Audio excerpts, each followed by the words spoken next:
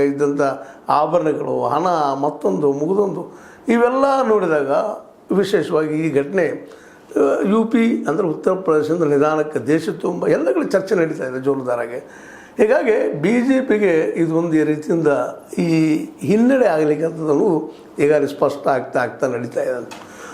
ಇದೇ ಒಂದು ಸಂದರ್ಭದಲ್ಲೇ ಅಲ್ಲಿಯ ವಿರೋಧ ಪಕ್ಷಗಳು, ಅದರಲ್ಲೂ ಮುಖ್ಯವಾಗಿ ಸಂಜಯ್ ಸಿಂಗ್ ಇದ್ದವರು, ಅಂದರೆ ಆಮ್ ಆದ್ಮಿ ಪಕ್ಷ ಸಂಜಯ್ ಸಿಂಗ್ ಇದ್ದಂಥವರು, ಅವರು ಸಹಿತ ವಿಶೇಷವಾಗಿ ಈ ವಿಷಯದಲ್ಲೇ ಈ ಒಂದು ರಾಮ ಮಂದಿರದ ಲೂಟಿ ವಿಷಯ ಬಗ್ಗೆ ತೀವ್ರವಾಗಿ ತಮ್ಮ ವಾಗ್ದಾಳಿಯನ್ನು ಜೊತೆಗೆ ಇದರ ವಿರೋಧವನ್ನು ಸ್ಟಾರ್ಟ್ ಮಾಡಿದ್ರಿಂದಾಗಿ ಅವ್ರಿಗೆ ಸ್ಪಂದನೆ ಜನರಿಂದ ಸಿಗ್ಲಿಕ್ಕೆ ಶುರು ಆಗಿಬಿಟ್ಟದು. ಇದರಿಂದಾಗಿ ಇವತ್ತು ರಾಮ ಮಂದಿರದ ಈ ಹಗರಣ ದೇಶದ ದೊಡ್ಡ ಹಗರಣಗಳಲ್ಲಿ ಅನ್ನುವಂಥದ್ದು ಒಂದು ರೂಪ ಪಡಿತಾ ಇದೆ. ಇಲ್ಲಿವರೆಗೆ ಯಾವ BJP ಪಕ್ಷ ವಿಶೇಷವಾಗಿ ತನ್ನ ಒಂದು ಸಚ್ಚಾರಿತ್ರಣೋ ಅಥವಾ ಪ್ರಾಮಾಣಿಕತೆನೋ ಅಥವಾ ಪಾರದರ್ಶಕತೆನೋ ಮೂಲಕ ತನ್ನ ಅಸ್ತಿತ್ವ ತೆಗೆದುಕೊಂಡ್ಬಂದಿತ್ತು ಇಲ್ಲಿವರೆಗೆ.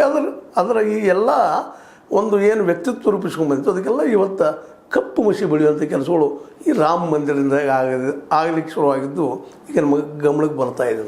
ಅಂದ್ರೆ ಇಲ್ಲಿ ನಾವು ಚರ್ಚೆಗೆ ಯಾಕೆ ಅಂತ ತೆಗೆದುಕೊಳ್ತಾ ಇದ್ವಿ ಮೇಲಿನ ಮೇಲೆ ಅಂದರೆ, ಯಾವ ರಾಮ ಮಂದಿರ ಒಂದು BJPಗೆ ಅಧಿಕಾರ ಹಿಡಿಯುವಲ್ಲೇ, RSS ಬೆಂಬಲಿತ ಈ BJPಗೆ ಅಧಿಕಾರ ಹಿಡಿಯುವಲ್ಲಿ ಸಹಕಾರಿಯಾಗಿತ್ತು. ಆ ರಾಮ ಮಂದಿರ ಅಥವಾ ರಾಮನಾಮ ಇವತ್ತು ಈ BJPಗೆ ಮತ್ತಷ್ಟು ಗಂಟಲು ಗಾನ ಆಗ್ತಾ ನಡೆದಿದ್ದರಿಂದಾಗೆ ಇದಕ್ಕೆ ಉತ್ತರ ಏನು ಅನ್ನುವಂಥದ್ದು.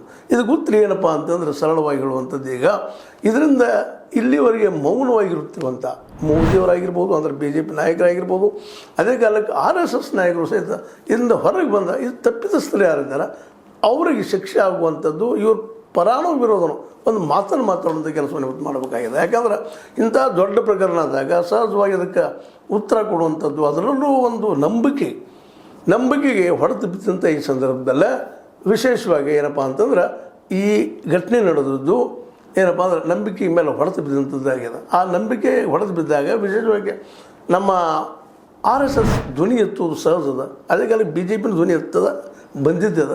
ಆದರೆ ಈ ಸಲ ಮಾತ್ರ ಯಾಕೆ ಮೌನ ಆಗಿದ್ದರಿಂದಾಗೆ ಮತ್ತಷ್ಟು ಈ ಎರಡೂ ಸಂಸ್ಥೆಗಳ ಮೇಲೆ ಸಂಶಯಗಳು ಹೆಚ್ಚಾಗ್ತಾ ನಡೆದ ಅನ್ನೋದನ್ನು ನಾವು ಗಮನಿಸಬೇಕಾಗಿದೆ. ಅಂದ್ರೆ ಇಲ್ಲಿ ನಾವು ಗಮನಿಸಬೇಕಾಗಿದ್ದು ಏನಪ್ಪ ಅಂತಂದ್ರೆ ಒಟ್ಟಾರೆಯಾಗಿ ಹೇಳುವಂಥದ್ದು, ಈ ಎಲ್ಲ ಘಟನೆಗಳು ವಿಶೇಷವಾಗಿ